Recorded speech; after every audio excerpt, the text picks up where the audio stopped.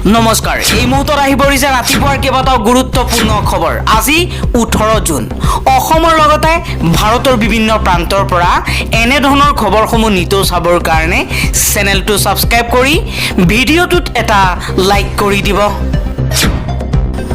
এই মুহূৰ্তত জনাইছো এটা গুৰুত্বপূৰ্ণ খবৰ বুলডোজাৰ লগাই ভাঙি পেলোৱা হৈছে বিদ্যালয় মছজিদ মুছলমানৰ বিৰুদ্ধে দয়া নাই মায়া নাই নীতি গ্ৰহণ কৰিছে হিমন্ত বিশ্ব শৰ্মাই গোৱালপাৰাত প্ৰশাসনৰ উচ্ছেদ অভিযানত উপস্থিত হোৱা কংগ্ৰেছ বিধায়কক বাধা দিছে আৰক্ষীয়ে 6 শতাধিক পৰিয়ালক উচ্ছেদৰ বাবে 20খন এক্সকাভেটৰ লগাই অভিযান চলাইছে গোৱালপাৰা প্ৰশাসনে উচ্ছেদিতৰ মাজত কান্দোনৰ ৰোল উচ্ছেদিতই কৈছে আমি আজিৰ পৰা 50 বছৰ আগতে গৰাখহনীয়াৰ কবলত পৰি বানপানীৰ কবলত পৰি আমি চৰকাৰী মাটিত আশ্ৰয় লৈ আছিলোঁ আমাক কোনো থকাৰ ঠাই নিদিয়াকৈ চৰকাৰে আমাক মাটিৰ পৰা উচ্ছেদ কৰিলে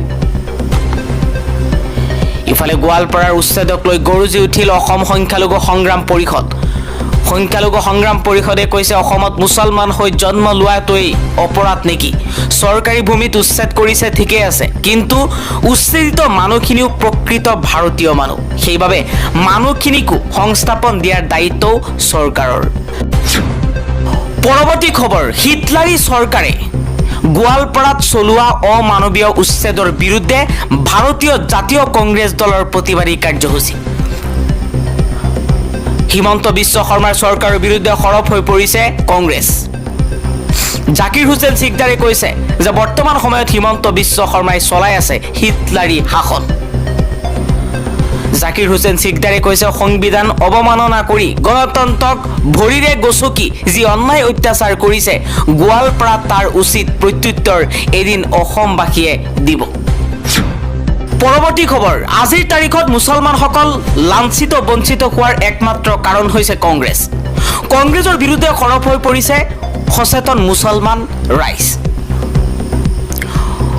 মুছলমান আটাইতকৈ বেছি ক্ষতি হৈছে কংগ্ৰেছৰ শাসনকালত একাংশ মুছলমান নেতাই মুছলমানসকলৰ ক্ষতি কৰিছে ভাৰত স্বাধীন হোৱাৰ পিছৰ পৰা 2016 চনলৈকে প্ৰতিটো অসম কেবিনেটত একাধিক মুছলমান মন্ত্ৰী আছিল কিন্তু কোনো মন্ত্ৰীয়েই ডি বুটাৰ মাটিৰ পট্টা বিদেশীৰ নামত স্বদেশীক অন্যায় অত্যাচাৰ আদি সমস্যাৰ স্থায়ী সমাধানৰ কাৰণে আগভাগ লোৱা নাই কেৱল মাত্ৰ নিৰীহ অশিক্ষিত মানুহখিনিৰ ভোট লৈ নিজৰ ক্ষমতা আৰু সম্পত্তিৰ পাহাৰ গঢ়িছে পৃথিৱীৰ আটাইতকৈ মিৰ্জাফৰ আৰু নিমখ হাৰাম জাতিটোৱেই হ'ল মুছলমান জাতি যাৰ বাবে গ্লোবেল ৱৰ্ল্ডত জোৰ জুলুমৰ শিকাৰ হ'ব লগা হৈছে self criticism unity with dignity education economically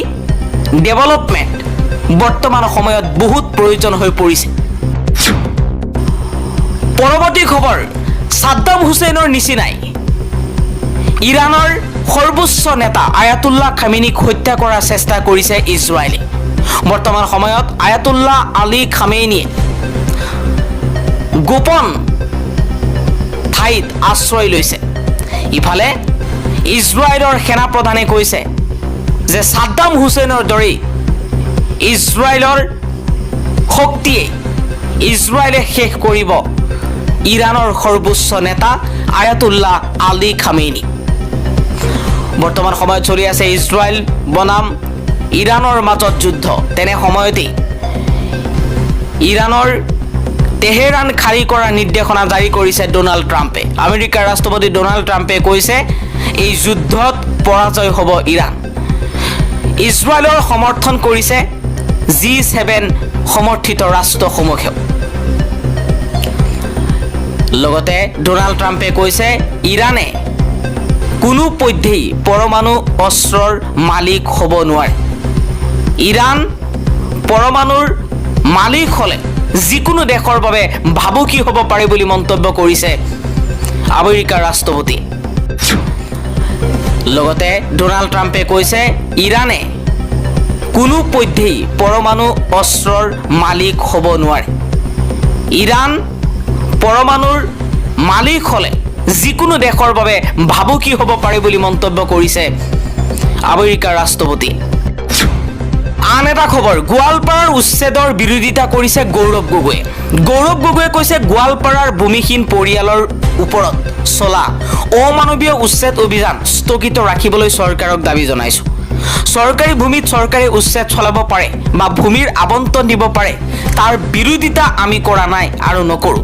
কিন্তু শেহতীয়াকৈ এই উচ্ছেদত আমাৰ আপত্তি আছে, কাৰণ ভূমিহীন লোকক উচ্ছেদ কৰাৰ পূৰ্বে পুনৰ সংস্থাপন জৰুৰী। মহামান্য উচ্চতম ন্যায়ালয়ৰো এই বিষয়ত আছে স্পষ্ট নিৰ্দেশনা। উচ্চতম ন্যায়ালয়ে নিজৰ নিৰ্দেশনাত কৈ থৈছে যে আশ্ৰয়ৰ অধিকাৰ মৌলিক অধিকাৰৰ ভিতৰত পৰে। তেন্তে দেখ-দেখকৈ ই উচ্চতম ন্যায়ালয়ৰ নিৰ্দেশনাক উলংঘা কৰা হৈছে। মানৱ অধিকাৰ খৰ্ব কৰাৰ বিষয়ও আছে। ইয়াৰ উপৰিও প্ৰধানমন্ত্ৰী নৰেন্দ্ৰ মোদী ডাঙৰীয়াই আশ্ৰয়হীনক আশ্ৰয় দিয়াৰ প্ৰতিশ্ৰুতি দি সকলোকে এখন নিৰাপদ ছাদ দিয়াৰ কথা ঘোষণা কৰি থৈছে। মুখ্যমন্ত্ৰী ডাঙৰীয়াক হয়তো প্ৰধানমন্ত্ৰী ডাঙৰীয়াই আশ্ৰয়হীনক লৈ কৰা ঘোষণাৰ কথা সোঁৱৰাই দিয়াৰ প্ৰয়োজন নাই।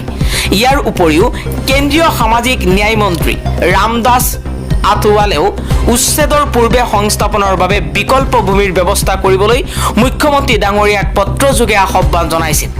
যিহেতু চৰকাৰী ভূমিত উচ্ছেদ চলাব বিচাৰিছে, গতিকে তাৰ পূৰ্বে মুখ্যমন্ত্ৰী হিমন্ত বিশ্ব শৰ্মা ডাঙৰীয়াই নিয়মবোৰ মানি চলিবই লাগিব। সংবিধান অৱমাননা কৰিব নোৱাৰিব, মৌলিক অধিকাৰ ভংগ হ'ব নোৱাৰিব। মানৱীয় অধিকাৰ ৰক্ষা কৰি অসম বিধানসভাই উচ্ছেদ সন্দৰ্ভত প্ৰণয়ন কৰি থোৱা নীতি নিয়ম মানি চলিব লাগিব বুলি মন্তব্য কৰিছে গৌৰৱ গগৈয়ে। আন এটা খবৰ, পাকিস্তান আৰু নিষিদ্ধ মাংসৰ সমৰ্থন কৰি গুৱাহাটীত গ্ৰেপ্তাৰ এজন লোক। ভুৱা একাউণ্ট খুলি মুখ্যমন্ত্ৰী হিমন্ত বিশ্ব শৰ্মাৰ ফটো লগাই দিছিল পাকিস্তান জিন্দাবাদ ধ্বনি।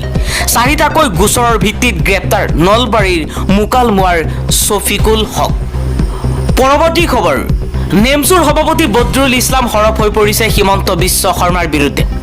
বদৰুল ইছলামে কৈছে মুছলমানক হিমন্ত বিশ্ব শৰ্মাৰ চৰকাৰে দিয়া দুটা উপহাৰ হৈছে স্বদেশী মুছলমানক বাংলাদেশীৰ নামত অত্যাচাৰ আৰু মুছলমানক বাছি বাছি উচ্ছেদ কৰিছে।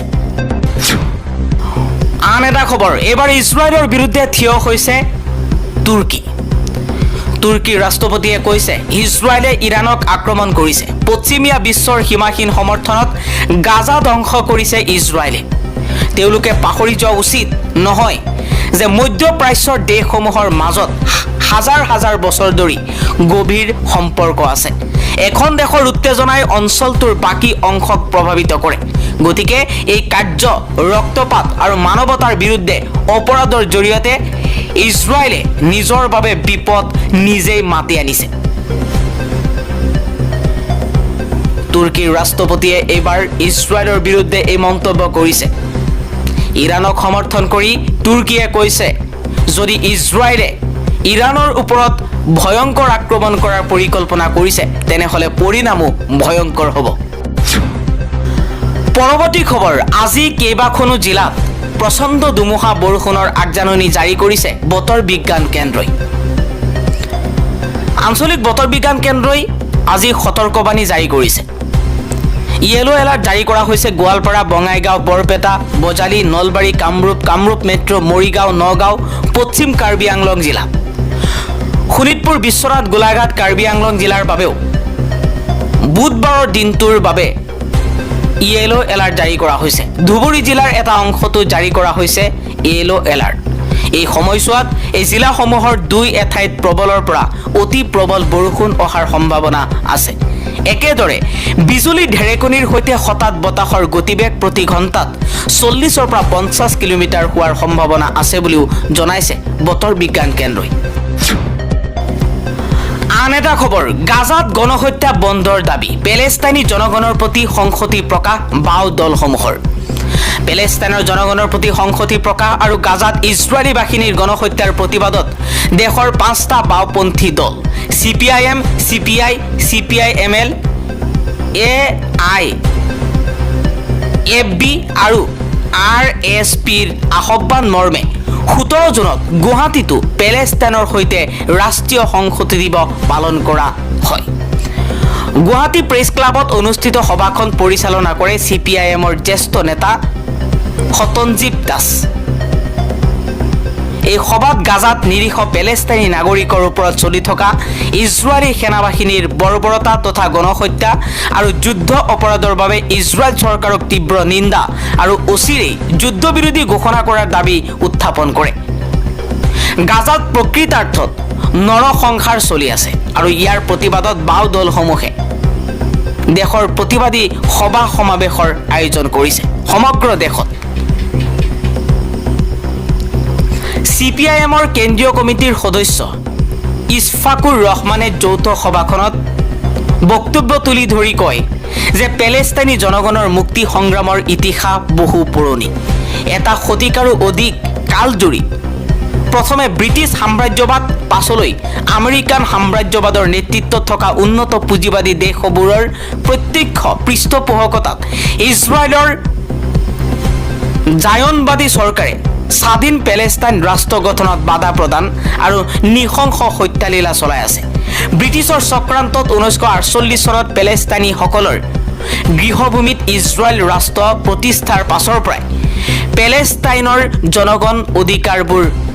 জনগণৰ অধিকাৰবোৰ খৰ্ব কৰা হৈছে।